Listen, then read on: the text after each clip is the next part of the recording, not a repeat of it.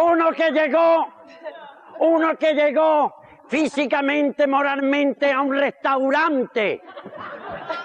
Se sienta a la mesa, camarero. ¿Te da cuenta? ¿Qué pasa? Tanto sí ya. Dice, dame usted la carta, que me he enterado que pone aquí. Ese filtro de pollo con patata frita que quita el sentido. Le pone la carta. Cuidado, ¿quién? Le llega al camarero la carta, léete la carta y dice, yo quiero pollo. ¿Cuánto vale? 1000 calas, vale. ¿Cómo? Tiene unos hematomas, no puede ser. 1000 calas, no. Mire usted, es que tengo una más que 500, no puede ser.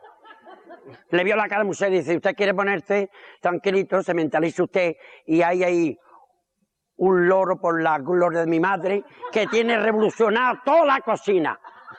500 pesetas, usted lo va a notar si es loro o pollo. Hasta luego, Lucas, se sienta.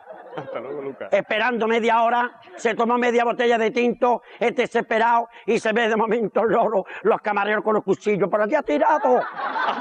¡Cuidado! ¡Al ataque! ¡Por allí ha tirado! ¡Cogerlo! Y este así sentado, medio ciego. ¿Qué pasa? Un momentito. Por aquí el loro. ¡Por allí va!